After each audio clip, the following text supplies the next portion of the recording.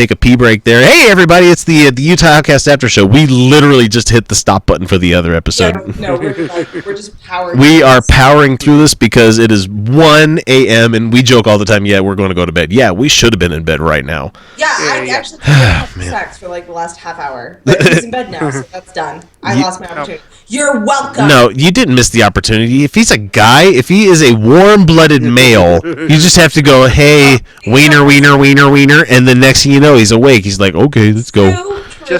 That fucker does not wake up for anything. Just flick it a bit. He doesn't wake up. Tugging it, He doesn't wake up. He doesn't wake up. That guy can sleep through a tornado. Like, he does not wake up. And that's largely because he grew up in Alaska. He has sleep apnea really, really bad, so his brain, like, shuts the fuck down. That's too bad. Get any sleep at all. Does he have the mask and everything, the CPAP and stuff like that? CPAP doesn't work for him. No, what? It's not your traditional sleep apnea. He doesn't snore. Oh. So, like, I sleep like a baby. Well, you know how we were jokingly talking about Callie Wright earlier? She went in, she got, like, checked out by the doctor, and she has, like, the worst sleep apnea the person has ever seen. You know? I was like, that's William. I'm like, that's terrible. He doesn't sleep well for himself, but he's impossible to wake up unless you say his name in the morning. Only in the morning, not in the middle of the night. Like, but he has had full conversations with me that he doesn't even remember. Fuck, I got woken up at, like, before my alarm went off this morning. You know, one of the things as an adult that really fucking gets me so goddamn irritated is being woken up before my alarm has been set, like, before my alarm goes off. Mm-hmm. And we're talking only a matter of, like, 10 minutes. Like, yeah. And so you don't even give a shit. You're like, I could have had 2 more minutes, you motherfucker. Like, my wife woke me up this morning. Hey. I'm like, what? She's like, were you supposed to get up at so-and-so time? I'm like, no, I have my alarm set. I just, like, fuck it, I'm getting up. I'm done getting up. And then I had to... I take it. I'm like, fuck it, I'm taking it. I had to get up for a god fucking damn it conference call that I spent 5 hours on. So, yeah, I'm going to get some comp leave this week. Fuck. One time I lost, like, my bitch switch with William was when he woke me up too early. And I, like, was pissed. I was pissed at him. Hey, what's the shit out of me? And I, like, bitched him for, like, half a day for that shit. And now I'm like, now, you know, now that I'm not there, I'm like, I'm fine, and I think it's hilarious. And I'm like, and I actually apologize. I'm like, okay, I actually have no idea why I was that mad. Because that was unreasonable, sir. Kyle, on average, what time do you get to wake up on the weekend? On the weekend? Do you and your wife get to trade off and be like, okay, one day I get to sleep in, the other day you get to sleep in? Because that's usually how it works for a lot of people I know in their marriage. Usually, it depends on who. What is sleeping in, even on those days? 8. So on the weekends, I'm the only one who will wake up to feed the cats at 6. It's 6 in the morning because all the animals are on a schedule, and the dogs will, like, let it go. The dogs don't give a shit. But cats though won't. So throughout the rest of the week, the other members in the household wake up at 6, so they feed them. And I don't have to unless they're out of town. Yeah. But on the weekends, I'm the only one who will get up to feed them, and then I go back to bed. So, because cats are fairly simple, honestly. You put some food in their belly that they want, and they're like, yeah, no, we cuddle, and it's like, that's rad. Kids are not so simple. No, they're not. And hashtag no babies. Yeah. I got to sleep in. Fuck, had to get up at like 7 this morning. I had to get up at. We've told my oldest that she is not allowed to wake anybody up until 7 o'clock in the morning, because that anything earlier than that is just beyond the pale. God, that is just wrong. Fucking lucky with me, because as the oldest. And so, hang on, let me finish, because on Saturday, I'm on call this week. Wonderful, thing that happens at work every couple of months, and so. I got a phone call. I went to bed at like 12:20 because I was doing show shit and updating the store and everything. Mm-hmm. And I get to bed at around like 12:30. Finally get to that point where I'm finally sleepy enough that I fall asleep, wake up, fall asleep, wake up a couple of times. And, it's a fucking nightmare trying to get to sleep sometimes. Mm-hmm. especially when you're a late night insomniac computer addict, where you're like, oh, did I forget to do this? Did I forget to, and I'm sitting there, and I finally start falling asleep, and then my phone rings at 1 a.m. 1 a.m. and I'm like, okay, well, I just barely got to sleep, so I'm gonna get up and out of bed, and I go downstairs, answer the phone. I'm like, yeah, and they're like, yeah, well, we're gonna need you to look at your laptop and see if you can figure out what's going on here, and I'm like, fuck. So I had to go out to my car. Luckily, I had clothes stashed downstairs somewhere, so I could actually go out to my car without showing everybody my whitey tighties and my gunt hanging out. Yeah, my gunt. I said that. And get my badge to get into my computer. And so I worked until like 3 in the morning. And so like when I finally finished what I needed to do, I'm like, oh, it's 3 in the morning. I could either watch some more Star Wars shit or I can go to bed. And I'm like, I'm going to go to bed. Get to bed. And my wife didn't realize I had a call or that I had been up that long. And so my oldest wakes me up at 7 in the morning. Like on the nose. Like 7 o'clock in the morning. Dad, can we go play Minecraft? And I'm like, okay, my needs to sleep are not more than her needing to spend time with Dad and letting her do something she wants. So I take her downstairs. I'm like, Dad's probably gonna sleep. I'll turn on the Xbox and I'll let you play the game and everything, but I'm gonna nap. And so I had that little bit of nice time there, but there hasn't been a day this week that I haven't gotten up before 7 o'clock in the fucking morning. And that's the point where I'm trying to make, because here it is, it's 1 o'clock in the morning, and we probably should be getting to bed. So I'm finally going to get around to the welcome script here. So all right, you fucking badasses, listeners and viewers, welcome to the Utah Outcast Secret Patron Show. We're so happy to have you here with us. We're really happy because you're one of the few that's actually paying to listen to this, the privilege of this. Otherwise, you're one of those freeloaders that waited 6 months. Oh yeah. So I've picked one video clip only because it's the first one that I could find on rightwingwatch.com news blog, whatever the hell it is, where it made me kind of giggle in my drunken stupor where I'm doing this, because I honestly didn't have one picked out before. Hence why we're doing this one. So there's somebody on the Jim Baker show. It really does look like the Jim Baker show. That says that Satanic Giants built Stonehenge. Sweet. What kind of fucking headline doesn't make you giggle than that, So here we go. Oh. Is it not playing? Hang on, let me turn off the mute. There we go. Dummy. What I tried to do is I tried to weave through there the reason that giants were infiltrating Israel and why Satan has been... What country is Israel? I've never heard of Israel.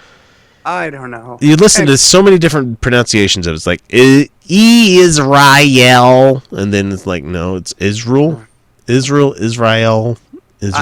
He lost me at the invasion of the Giants. Yeah, Giants. That's where I'm like, hey Kyle, right.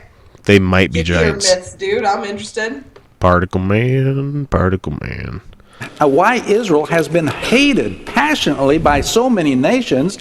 Why does Satan hate what's going on in this little nation, and it still survives? They might be dicks. Maybe because they haven't been a nation, really. I think they kind of took it away from other people. One of the best portions of the debate this week was like Bernie Sanders saying, "Yeah, Netanyahu isn't right all the time." Yeah, and he was like really the Jew. Of course, he's a secular Jew, which makes him not a Jew at all. And so, like, he was talking to he's like, I remember you saying some shit at AIPAC, Hillary, about no consideration was given at all to the Palestinians. And it's like, it's great that we have in mainstream politics now people going, yeah, we do support Israel, but we also have to realize that the Palestinians are being really fucked over. Hard, with bulldozers. Yeah, bulldozers, not being allowed to have any potable water. Just man, it's terrible what's happening. So, the world hates Israel because they're a bunch of assholes to everybody else around them. They might be dicks. They might be dicks. And why did he have these giant beings trying to wipe them out? And it's all about, he's out to destroy God's creation and his whole plan of redemption and contaminate the human race, because Jesus came not to save hybrids or non-human beings or... the stupid fucking Christians. Wait, hold on. What the fuck do beans have to do with this? What? I would say beans? I swear to God, he fucking said beans. This is slop bucket show fucking Jim Baker show. You know, make furniture out of this shit. He's talking about the Nephilim. You know, the worst Christian conspiracy that they could think of, where it's like, yeah, you know, they buried giants. That's what Goliath was. He was a Nephilim. You know, what's so funny is about the giant thing is, like, they looked into it and there were no giants. They just were skeletons stretched really long, like through natural Earth processes. Well, and people stretched. Their skeletons were just elongated after they were dead. Long after, just skeleton, just the bone part. When watching Ant-Man, I'm going to make this make sense. I promise you. Just hang on. When watching Ant-Man, I didn't get bothered by the fact that, you know, you still have a 200-pound person being shrunk down to the size of an ant, but he's able to move faster and, you know, hit harder kind of thing. That didn't bother me. The only thing that bothered me was that there's two things that bother me. When Michael Douglas was carrying around a tank on his keychain that was able to become a regular tank, but it didn't weigh the same amount. That one thing bothered me. It's like, he wouldn't have been able to pick up that keychain. It would have been really fucking heavy. But okay, so but when one of the ants got that blue glowing disc thrown at it, and it grew up to be a big ant, and it was walking around it didn't collapse under it didn't collapse under its own weight and fucking like die a horrible death because it can't breathe, you know. That's the thing that really bugged me, is like, okay, if a human being was made to be gigantic size, you know, we're not even talking like huge size. Now, Andre the Giant can't survive outside of the water very long, for fuck's sake. Andre the Giant had a hard fucking time as an adult. You know, he only lived to his I think his mid 40s or something like that. You want to know how megafauna survived? And I'm not even talking dinosaurs here, because there are animals alive currently who are the size of dinosaurs. Yeah. I'm talking megafauna. I'm talking your gigantic anaconda. Yo, I saw an ostrich today. That's a straight up fucking dinosaur. I don't care what anybody says. I'm talking dinosaurs, because there were some mega dinosaurs, but they were really, really minor for the most part. Mm-hmm. I'm talking about after the dinosaurs, before humans, way before. There was a period on Earth where we had a surplus of oxygen in the atmosphere. Mm-hmm. And this allowed for... the Earth was really, really warm at the time. Because climate change does happen, yes. Yeah, but if you listen to Brian Fisher, that'd be a vapor canopy that caused all that. Yeah, not a vapor canopy. No, I'm not talking... No, I'm talking megafauna. There's a difference. Bad, shut up. Your anacondas, who were like 10 times the size of the regular anaconda. Still, none of the megafauna got anywhere near the size of the blue whale. So, consider that. But there was way larger insects, and there was way larger, generally large animals. Mm-hmm.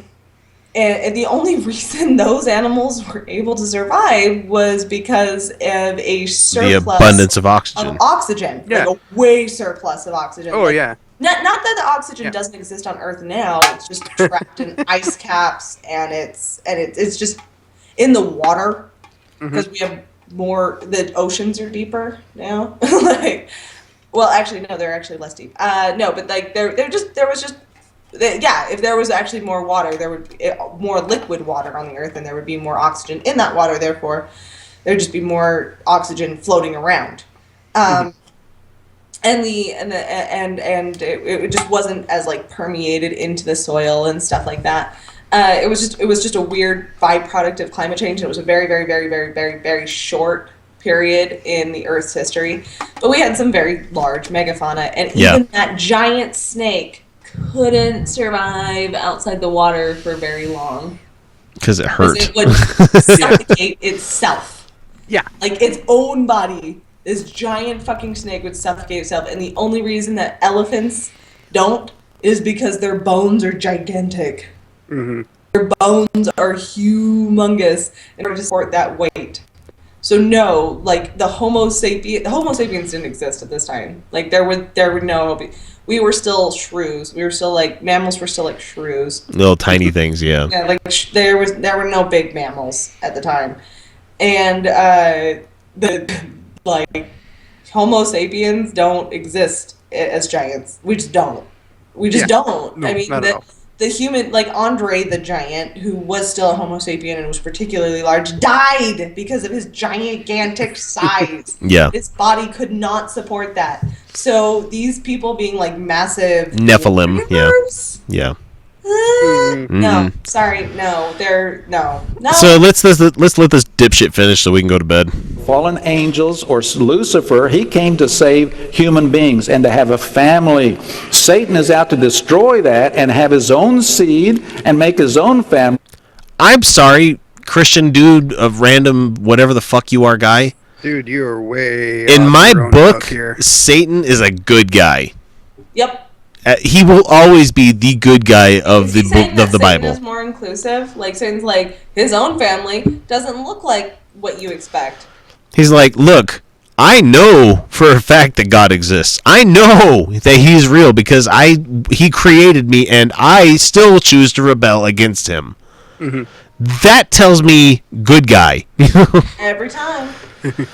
Man. And he wasn't going to try to do that. He knows what the Bible has said about Israel, that it is the place where God has chosen to live forever.